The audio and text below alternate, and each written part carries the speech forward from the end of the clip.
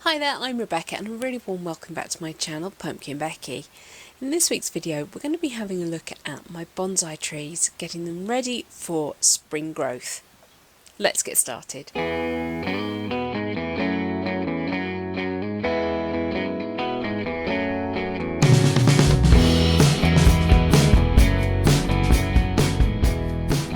So we are about to head into the busiest time in the bonsai calendar, that's spring. And it's repotting, it's wiring, it's pruning, it's all the things, season, go, go, go, go, go, go, go. So I thought we'd just have a little look at my trees and see if there's anything I can do to help get them ready, or if I notice any problems, maybe try and resolve them. I want to address some of the weed growth I've got happening on soil surfaces, and I also need to take some of the old leaves off from last year on some of the trees where they've been in the greenhouse. They've just sort of hung on to them for a bit longer. The whole greenhouse is currently rammed solid with dahlias in pots, so this filming operation might be a bit tricky. It might be slightly easier to show you some of these operations on some of my smaller trees so we can get in a little bit closer. I'm having to film in the greenhouse today with the door shut because it's so cold. It is just about freezing and I don't want to have my camera outside so that I can get enough distance. Sorry. But what we can see on this one is that there are some retained leaves from last year. So we're going to get rid of those. I've got buds breaking. So the tree is doing beautifully, and I'm just going to gently, she says, gently remove any retained leaves. Don't want to damage the bud coming behind, in front even, so just gently. And as I'm rotating it, I'm just checking to see if there's any signs of disease or pest. It's also a useful time to identify any branches that you think you might want to remove entirely. So what I'm going to do is I'm going to take some green twine, and if I spot anything that's worrying me, I can do something about it a little bit later in the season when it's more appropriate. I've got a strong suspicion that most of this branch coming forward here is actually dead. The wood is starting to look quite foxy, so I've just tied a loop of string around that to remind me to keep an eye on it in the spring. As we come towards the apex up here, I've got a little bit of inverse taper. It's this particular one here. It's quite thick compared to what it's coming from, and that's completely natural because it is a branch that is going straight up, and vertical growth is more vigorous than horizontal growth, and that's why when you're training fruit trees you spread the branches out horizontally to try and control the vigour. Especially good for growing fruit trees in small spaces, because branches going straight up will be the most vigorous and get a bit out of control. So my main issue with this one is its thickness, but it is part of my apex. What I can do in the spring maybe is reduce these branches coming off it. There are actually 3, there shouldn't be. Actually reduce them right down, and that will reduce the amount of oxygen getting to this branch. and leave the lower ones to grow a bit more freely, and hopefully that will encourage this branch to thicken a little bit. This is one of my Japanese larches. I have a few. This, as you can see, has held on to some of its needles from last year, but behind that are the lovely buds starting to just fatten up a tiny little bit, ready for the spring. So what I need to do is come through and clean off all these deciduous needles and give the new buds space to grow very shortly. When these do burst their buds, they're lovely. They're like little tiny little shaving brushes, little upturned shaving brushes, and they just poof all over. Poof, poof.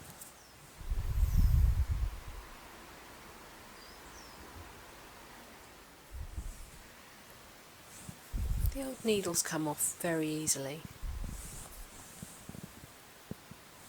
And hopefully you can see all these lovely bumps are the new buds just lying dormant for now, and very soon they'll all open up into this vivid green.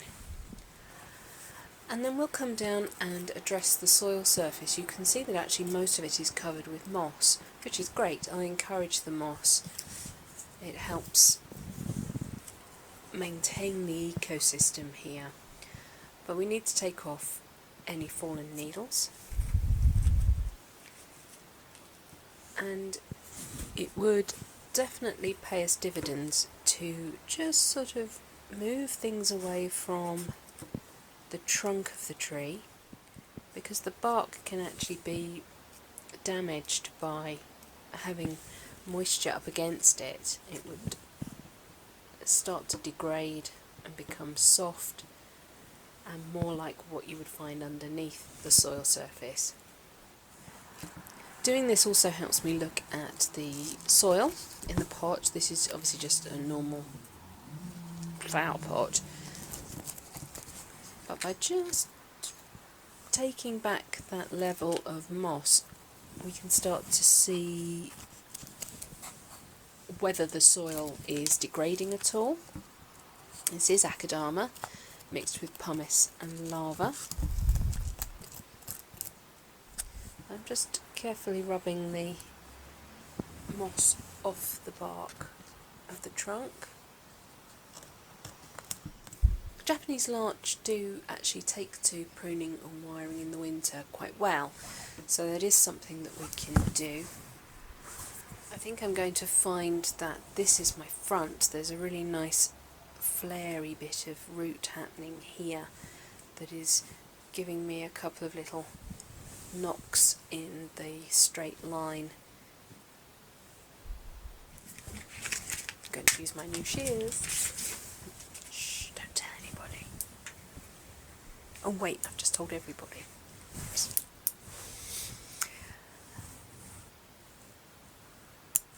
So I'm going to remove any buds that are pointing up, not buds, I'm going to remove any shoots that are going straight up. I've got one just here.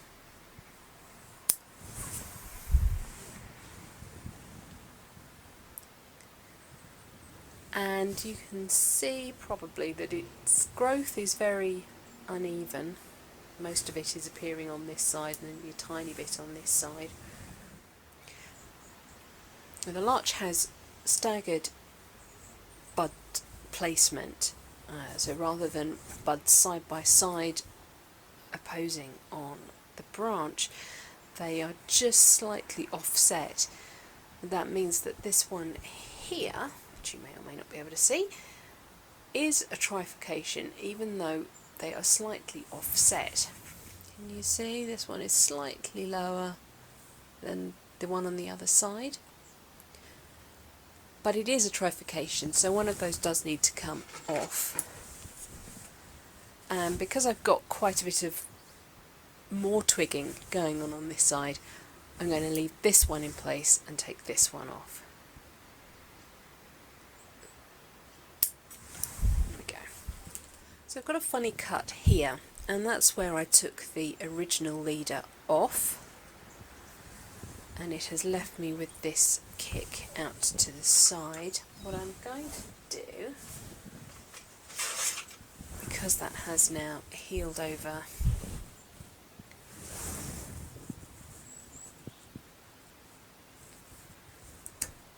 I'm going to cut that back a little bit harder, and then I want to find a way to encourage this to become the new leader, and maybe try and introduce a little bit more movement further down the stem as well. Trunk, stem, stem, trunk.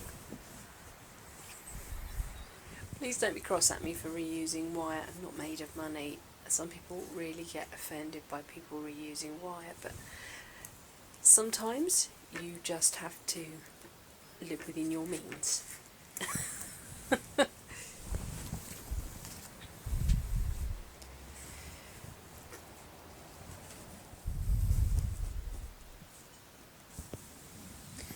As I'm bending, I'm just going to watch the bark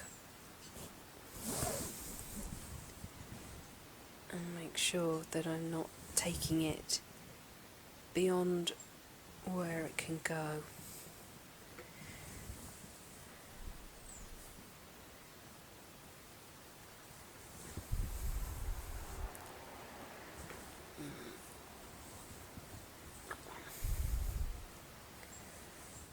So I've made a slight mistake.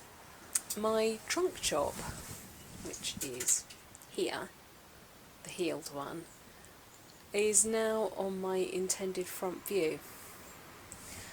So if that doesn't heal really nicely, I'm actually going to probably have to make this my front view, which still gives me really nice flare here at the bottom and hides nicely that trunk chop.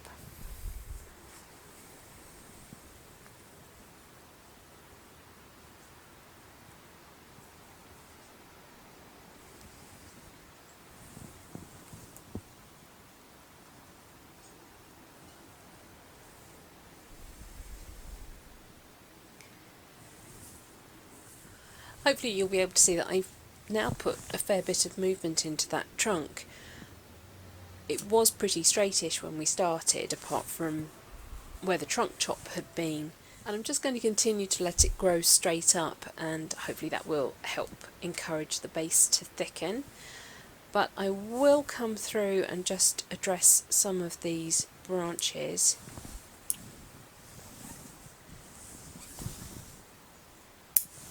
I'm going to leave a little tail on each one so that it has somewhere to die back to.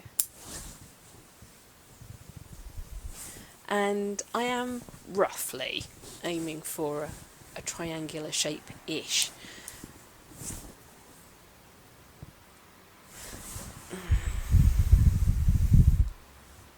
Actually, that's a trifurcation. I need to get rid of one of those. Okay, I'm going to take you, I'm going to leave a little whatnot so that you can die back to there. It's really interesting looking at bonsai in the winter. Deciduous bonsai.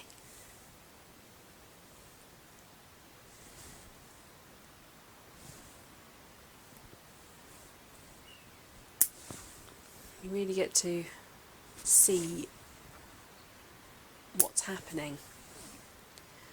Maybe where the faults are, what mistakes you made last year, what you need to rectify this year. It's really important to keep turning the tree. You can see that this side is looking really, really empty now, and this side is looking really, really full. And I'm also having some branches which are interfering with the trunk line, now that that's my new front. So I need to just bear that in mind. So where I can, I'm pruning back to a pair of buds, try and push some nice growth from the buds that are forming further back so that all the growth isn't right out here on the ends. Is this one going to be my defining branch? If it's not, it's too thick and these ones would have to catch up, so in reality I would want to cut this one back quite hard.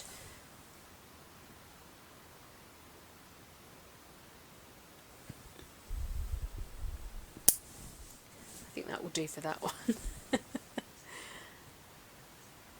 So larches can cope with this right now, and we're in the unheated greenhouse, so it's got protection of the glass and the closed doors at night. Here's another of my larches, and I'm just going to do the same operation again. Remove the old needles from last year. First off, let's have a little look at the root base here. It's got some interesting things going on.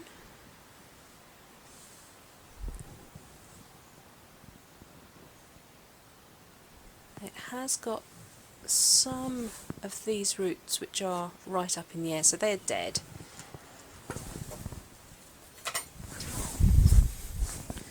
I'll come in with my old bonsai shears for that, because I don't want the substrate to blunt my new ones. I think, if I remember rightly, when I got this tree it was actually planted pretty much up to this mark in the bark, so this bark has all formed over the last couple of years. That means it's a little bit delicate. It's not nearly as mature as this bark, and I just have to be a little bit careful with it. Going to ignore the roots, but it's interesting to have a little look at them. So what I'd like to do eventually is use this root to maybe show that the tree is gripping onto something, so the rest of the tree will lean away from it. And if that were the case, that would mean that this can't be my first branch. I haven't got an awful lot of branching elsewhere, but I think I might have to take that one off, and I'm going to remove that one as well. I don't imagine, that's a dead branch, and I suspect that one is dead as well. Yep. I was just checking to see whether they were alive by clipping back through the branch, just to see if there was any sign of green. That leaves me a very differently shaped tree, doesn't it?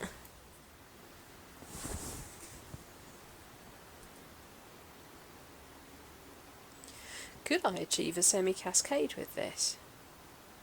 Possibly. Maybe a root over rock. This becomes my new leader.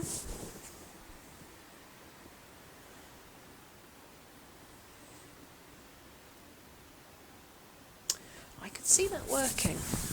So I would beg you to remember that I am not a bonsai professional. I'm very, very, very much a novice. I have been in love with bonsai since my mid-teens, so that was some centuries ago. And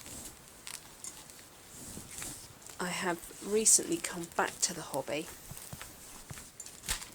I am a paid up member of Bonsai Mirai, and I love watching Ryan Neal. He is a huge inspiration, and actually without the advent of the internet I don't think I would have come back to bonsai, because I knew that when I was doing it before, or trying to do it before, I had reached the point where I was too scared to do anything and didn't know where to go to ask questions.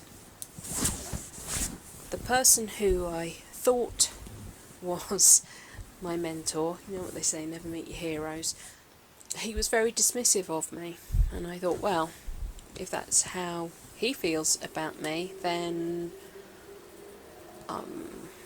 I must not be the right person to be doing this. When I was a kid, I was 14, 15 I think when I met him, maybe a bit younger. I was a kid, and to be spoken to the way I was spoken to by this man who I had looked up to and who I had hoped would make me excited about bonsai. He nearly broke my spirit. The lovely thing about the internet is that I learned that not everybody involved in bonsai is like that. Lots of people in bonsai are generous and kind, and they see different things for your trees than you do. It's very easy to sit up too close to your tree and not step back and look at the bigger picture, both literally and figuratively.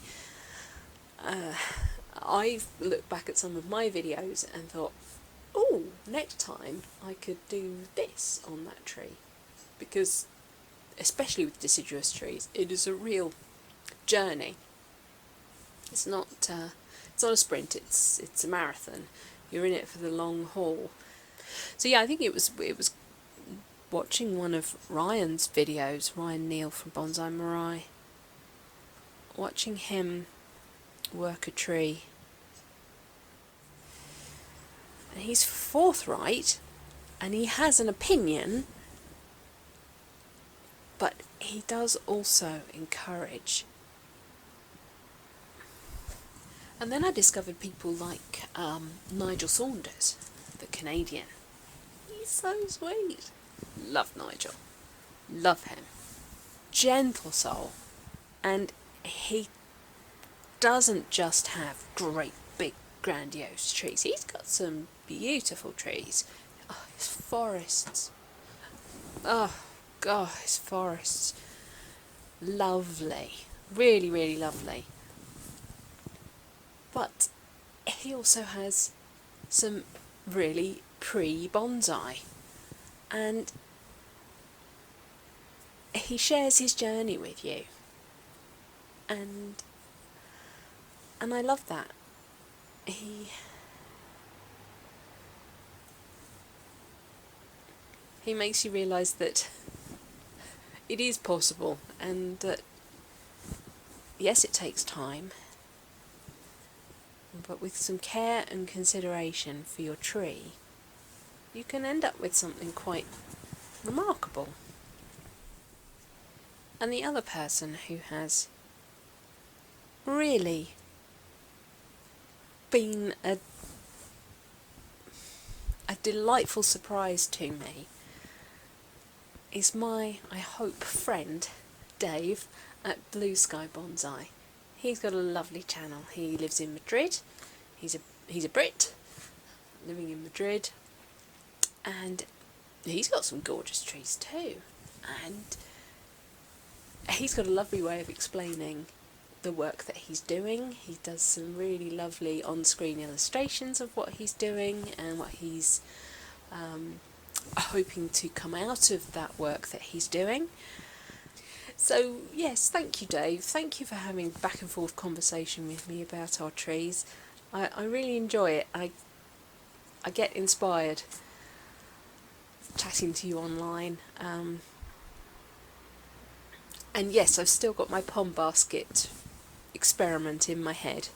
I haven't forgotten. Okay, I'm enjoying the movement I've just put into that tree. So I've actually added some three-dimensional movement, so it's doing it on all planes. And then I'm going to try and make this one the apex. These branches have got some really nice close internode length, so that's great. I can pretty much cut anywhere I like along there and be achieving a nice tight ramification. It's not ramification yet, but nice tight internode lengths. Some of these ones, which that looks like that pushed out last year, has got quite elongated, so I do need to bring that in quite a lot.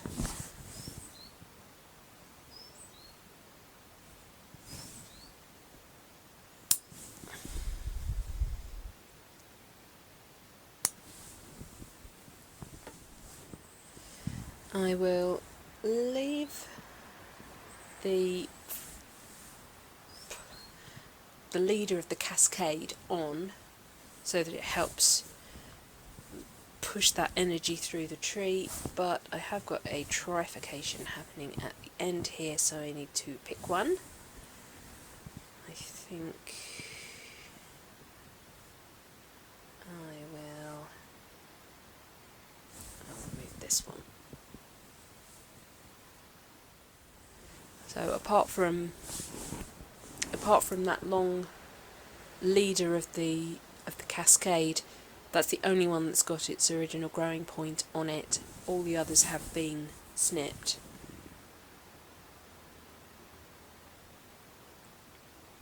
Right, I'm going to leave that one there.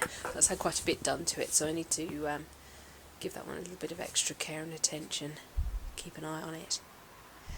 The last trees I'm going to work today are my little beeches. This one I am trying to develop into a shoheen, and then this one I want to be a bigger tree. But you can see that they really hold on to their leaves all through the winter, right until the new buds break. But for hygiene, I am going to remove them now. Beech do create a lovely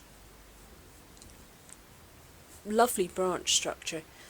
You get all these lovely little jogs of direction, even without doing anything. They just naturally grow like that, so they are a lovely one to work with. I don't really have a vision for this tree. It is very young.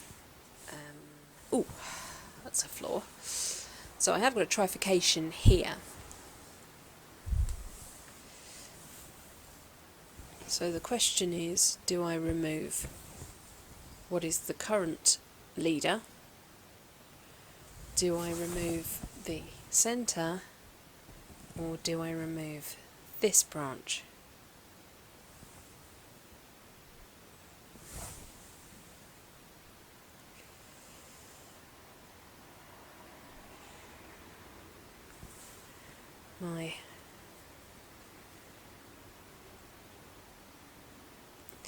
My gut tells me to remove this centre one.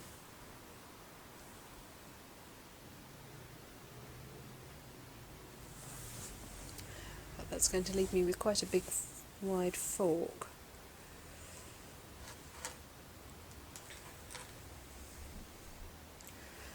Actually, I should be removing this one.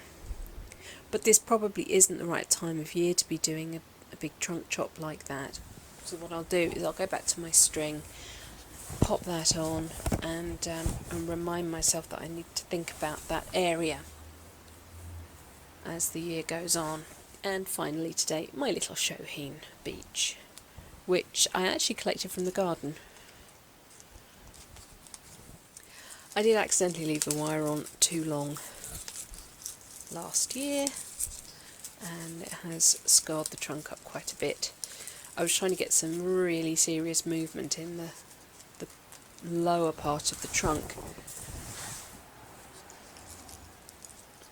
because that seems to be what really helps make a shoheen, is to really get that movement right at soil level.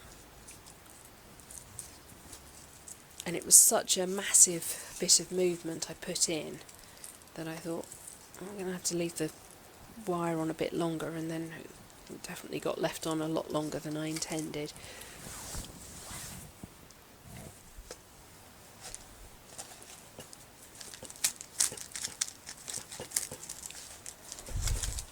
I just very carefully lifted this out of its pot, took off the drainage mesh, replaced that in the pot, added some extra akadama into the bottom so that I could just lift the level of the tree a little bit, give its roots a bit more room to go. And that then in turn enables me to just lower the soil level on the top a little bit so that I can start to expose the interesting flaring roots I've got going on. I actually really like where the label is now as the potential front of the tree. It's got a lovely wide spread on the roots there. We've got a lovely strong one coming off there, a really nice strong one coming off here.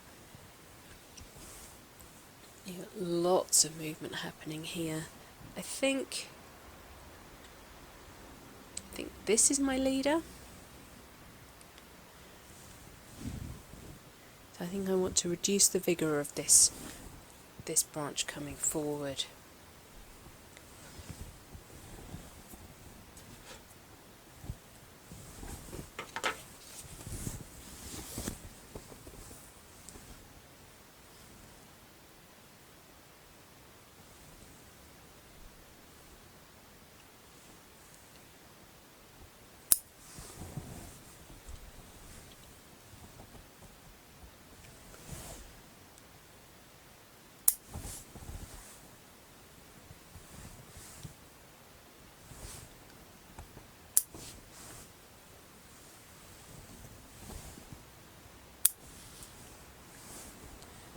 The tips out everywhere else.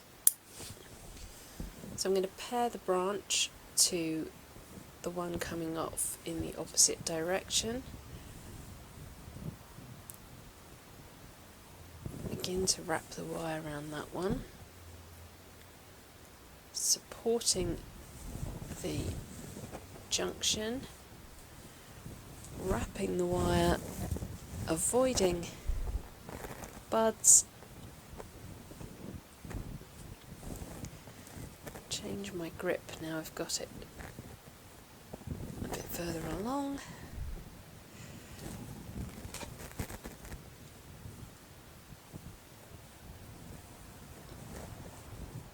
Ooh. It's important to remember that you are not going to be able to create the perfect picture book image of what a bonsai should be, especially with deciduous trees, but also with most trees in the first sitting, and to remember that these things take years and years. I'm afraid if you're not prepared to wait years and years, then you've basically chosen the wrong hobby.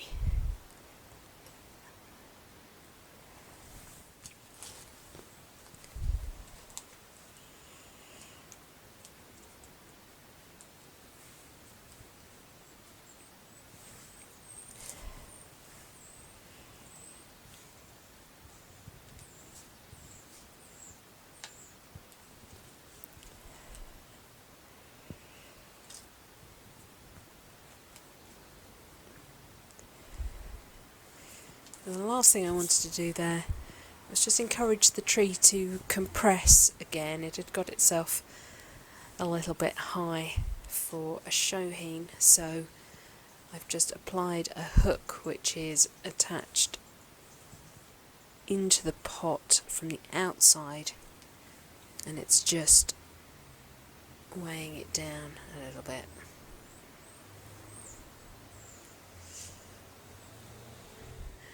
I think that is about all I can do today. Apart from anything, I am losing the light, and it is freezing. I've been out here for a good couple of hours, and yes, it's getting a bit bitter now. So I'm going to say that is it for this week's video. Thank you so much for watching. Please remember to rate, share and subscribe to me here on YouTube. And until next time, bye.